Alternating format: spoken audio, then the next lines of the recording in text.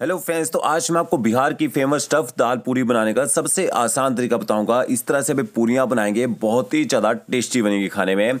और इसके साथ में हम बनाएंगे भंडारे वाली आलू की सब्जी, जिसे आप बिना प्याज लहसुन से सिर्फ और सिर्फ 10 मिनट में बना सकते हैं। तो अगर आप सीखना चाहते हैं इतनी टेस्टी पूरियां घर पर कैसे बनाएं, वीडियो को बिना स्किप के लास्ट से जरूर देखना है। स्टफ पूरी बनाने के लिए सबसे पहले आपको यहाँ पे चने की दाल चाहिए होगी। तो 250 ग्राम यहाँ मैंने चने की दाल ली है।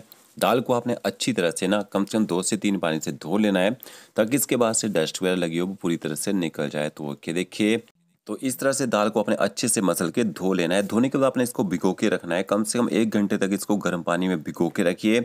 1 घंटे में दाल अच्छे से फूल जाएगी। टाइम है इसको ना 5 से 6 घंटे तक आप ठंडे पानी में भिगो के भी रख सकते हैं। तब तक डो लगा लेना है। यहाँ मैंने 3 कप गेहूं का आटा लिया है, इसमें आधा चम्मच नमक ऐड करेंगे।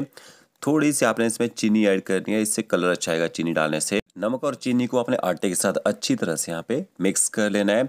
फिर आपने इसमें पानी ऐड करना है। तो पानी आप थोड़ा थोड़ा करके ऐड करें, क्योंकि पूरी लगाने के लिए जो हम डो लगाते हैं ना, वो एक टाइट डो लगाते हैं, सॉफ्ट डो नहीं लगाना है आपने। तो ओके, देखिए, थोड़ा सा पानी पहले ऐड कीजिए, उसको अच्छी तरह से आपने मिक्स कर लेना है। जो ड्राई आटा रह जाएगा उसमें थोड़ा सा पानी और ऐड कीजिए, उसको भी अच्छे से मिक्स कर लीजिए। तो इस तरह से पहले आपने सूखे आटे को ना गीला कर लेना है। फिर आपने इसके बाद इसको ना अच्छी तरह से गूंदना है यहाँ पे। तो जब भी आप आटे को गूंदे, हल्का सा पानी ऊपर स्प्रिंकल करना है और इस तरह से ना 3 से 4 मिनट तक इसको गूंद लीजिए। जितना अच्छे से आप आटे को गूंदेंगे उतनी ही जल्दी डो सेट होगा और उतनी ही अच्छी फूली फूली आपकी पूरियां बनके तैयार होंगी। तो देखिए, आटे को मैंने अच्छे से गूंद लिया है। हल्का सा ऊपर ऑयल लगा दीजिए ताकि हमारा डो ऊपर से सूखे ना। ऊपर से आपने डो को कवर कर देना है। 15 मिनट का इसको रेस्ट दीजिए। और यहाँ पे देखिए, हमारी जो दाल है अच्छी तरह से यहाँ पे फूल चुकी है। और इसके बाद आपने ये जो पानी है ना, इसको आपने हटा देना है। फिर आपने एक कढ़ाई लेनी है, उसमें थोड़ा सा ऑयल ऐड करना है। जैसे ऑयल थोड़ा सा गर्म हो जाएगा, इसके बाद आपने इसमें 1 छोटा चम्मच साबुत जीरा ऐड करना है। जीरे को अच्छी तरह से यहाँ पे चटकने दीजिए। इसके बाद आप इसमें ना थोड़ा सा अदरक, हरी मिर्ची और लहसुन ऐड कीजिए। अदरक, लहसुन और हरी मिर्च से पूरियों में बहुत अच्छा फ्लेवर आता है। गैस की फ्लेम आपने मीडियम रखनी है। थोड़ी देर आप अदरक, लहसुन, हरी मिर्च को यहाँ पे पका लीजिए, ताकि इनके जो कच्चा टेस्ट है ना वो खत्म हो जाए।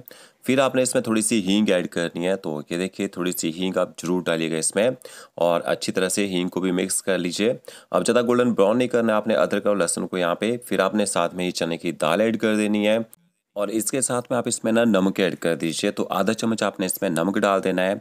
अब आपने गैस की फ्लेम ना मीडियम टू हाई करनी है और कम से कम 2 से 3 मिनट दाल को थोड़ा सा ना भून लीजिए।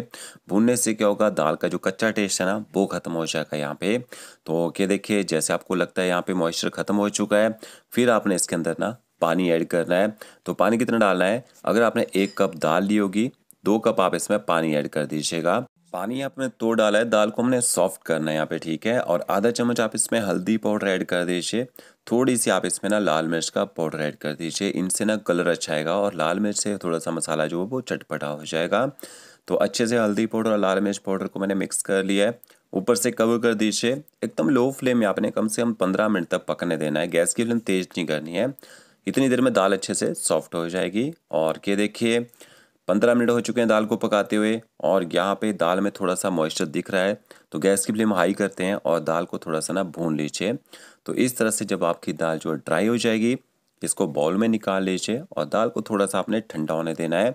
कि देखिए, दाल अच्छी तरह से पक चुकी है यहाँ पे। इसके बाद आपने इसको ग्राइंड करना है। तो जब आपने दाल को पीसना है यहाँ पे, तो थोड़ा थोड़ा करके पीसें, एक बार में नहीं डालना है पीसने के लिए, नहीं तो दाल के ना दाने रह जाते हैं बीच में। तो ये देखिए, दाल मैंने इसमें ऐड कर दी है। ऊपर से कवर कर दीजिए और इसका आपने एकदम फाइन ना पाउडर बना लेना है। अगर दाने रहेंगे तो जब पूरियाँ बेलेंगे ना वो फट जाती हैं। तो इस तरह से आपका जो है स्टफिंग का मिक्सचर तैयार हो जाएगा।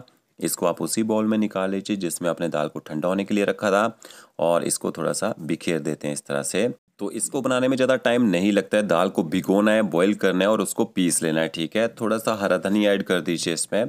आधा चम्मच आपने इसमें गरम मसाला पाउडर ऐड करना है। थोड़ी सी आप इसमें अजवाइन ऐड कर दीजिए, तो कचौरी जैसा फ्लेवर आएगा आपके मसाले में। और थोड़ी सी आपने इसमें कसूरी मेथी ऐड करनी है। कसूरी मेथी को हल्का सा ना रोस्ट कर लीजिएगा, क्रश करके डालिएगा। और सारे इंग्रेडिएंट्स को आपने अच्छी तरह से मिक्स कर लेना है। तो ये आपका स्टफिंग का जो मिक्सचर है देखिए तैयार हो चुका है। इसके ऊपर जो डो लगाया था हमने 15 मिनट हो चुके हैं उसको लगाए हुए। और इसके आपने ना पेड़े बनाने हैं। पेड़े बनाने से पहले इसको हल्का सा इस तरह से मसल लीजिए ताकि इसमें जो क्रैक्स होते हैं ना वो पूरी तरह से ख़त्म हो जाएं।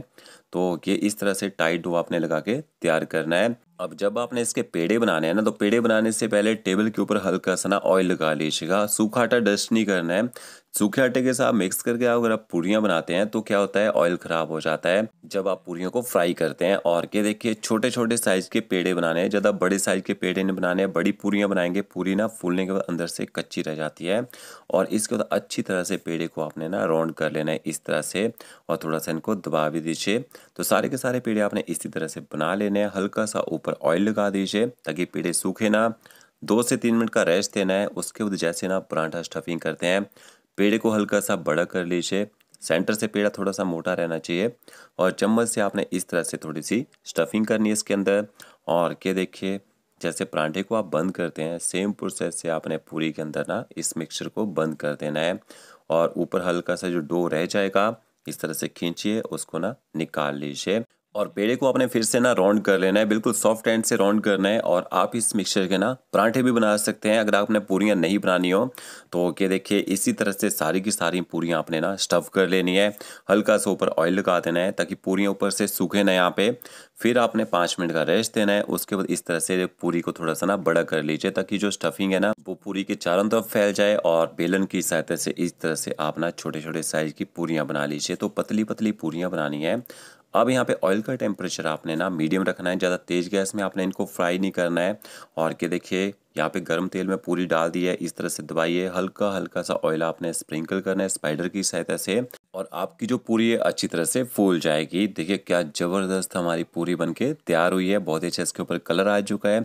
इसके बाद आप इनको निकाल लीजिए और गर्मा गर्म सब्जी के साथ आपने पूरियों को सर्व करना है। अब जल्दी से सब्जी बना लेते हैं। यहाँ पे मैंने 5 उबले आलू लिए हैं। आलू को आपने इस तरह से ना तोड़ लेना है, ज़्यादा मैश भी नहीं करना है, थोड़ा सा चंक्स रहने चाहिए आलू के मोटे मोटे इसके अंदर। तो देखिए सारे आलू मैंने तोड़ लिए हैं। इसके बाद आपने ना 2 टमाटर, 2 हरी मिर्ची, थोड़ा सा अदरक लेना है। टमाटर, हरी मिर्च, अदरक को आपने बारीक काट लेना है, ठीक है। यहाँ मैंने कढ़ाई ली है, थोड़ा सा उसमें ऑयल ऐड करेंगे। ऑयल जैसे गर्म हो जाएगा 1 छोटा चम्मच आपने साबुत जीरा ऐड करना है। इस सब्जी के साथ ये पूरियाँ ना खाने में बहुत ही टेस्टी लगती हैं। जीरा जैसे तिड़क जाएगा थोड़ी सी हींग ऐड कीजिए और हींग को भी अच्छी तरह से मिक्स कर लेना है। फिर आपने इसमें हरी मिर्च और अदरक ऐड करना है पहले। और अदरक और हरी मिर्च को आपने मीडियम फ्लेम में थोड़ी देर यहाँ पे पका लेना है ताकि इनका जो स्ट्रॉन्ग फ्लेवर है थोड़ा सा कम हो जाए। फिर आपने इसमें टमाटर भी ऐड कर देना है। और टमाटरों के साथ में ना नमक डाल दीजिए। नमक से क्या होता है, टमाटर जल्दी गल जाते हैं। गैस की फ्लेम आपने मीडियम रखनी है। मीडियम फ्लेम में टमाटरों को अच्छी तरह से कम 3 से 4 मिनट तक पका लेना है ताकि टमाटर अच्छे से गल जाए यहाँ पे। तो देखिए टमाटर सॉफ्ट हो चुके हैं। फिर आपने हल्दी पाउडर ऐड करना है इसमें थोड़ा सा, आधा चम्मच आप इसमें कश्मीरी लाल मिर्च पाउडर ऐड कीजिए। और इसके साथ में आधा चम्मच धनिया पाउडर ऐड करना है। थोड़ा सा जीरा पाउडर ऐड कीजिए, कच्चा जीरा पाउडर का यहाँ पे मैंने यूज़ किया है। कसूरी मेथी ऐड करनी है। कसूरी मेथी को ना रोस्ट करके इस तरह से क्रश करके डालिए, बहुत ही अच्छा फ्लेवर आएगा सब्जी में। और अच्छी तरह से मसालों को आपने ना मिक्स कर लेना है, ठीक है। अब मसालों को लो फ्लेम में 1 से 1.5 मिनट तक भून लीजिए। फिर आपने जो मैश करके आलू रखे होंगे वो भी ऐड कर देने हैं। और आलू को भी अच्छी तरह से तड़के के साथ आपने मिक्स कर लेना है। 1 से 1.5 मिनट तक आलू को ना भून लीजिए। भूनने से क्या होगा, एक तो आलू के बाहर से एक अच्छा कलर आ जाएगा और सब्जी में एक अच्छा टेस्ट भी आएगा। तो देखिए आलू मैंने पका लिए हैं। फिर आपने इसमें पानी ऐड करना है। तो लगभग 2 से 3 कप आप इसमें पानी के ऐड कर दीजिए। सब्जी को पानी के साथ अच्छी तरह से आपने मिक्स कर लेना है और गैस की फ्लेम हाई कर देनी है ताकि जल्दी से यहाँ पे बॉईल आ जाए। और सब्जी में एक खट्टा टेस्ट लाने के लिए आपने इसमें थोड़ा सा ना आमचूर पाउडर ऐड करना है। तो कि देखिए आधे से थोड़ा सा कम चम्मच मैंने इसमें आमचूर पाउडर ऐड कर दिया है। थोड़ा सा गर्म मसाला पाउडर स्प्रिंकल करेंगे। इनको भी अच्छे से मिक्स करके ऊपर से ना सब्जी को कवर कर देना है। 5 मिनट तक पकने दीजिए। देखिए 5 मिनट के बाद आपकी जो सब्जी है अच्छी थिक हो जाएगी और टेस्ट देखिएगा क्या ज़बरदस्त का टेस्ट आएगा। लास्ट में आपने इसमें थोड़ा सा ना हरा धनिया डालना है। अगर बटर हो थोड़ा सा आप इसमें ना बटर डाल दीजिए। तो फ्रेंड्स आपको ये मेरा वीडियो अच्छा लगा होगा, लाइक शेयर कमेंट जरूर कीजिएगा। ओके फ्रेंड्स, मिलते हैं नई वीडियो के साथ। Thank you.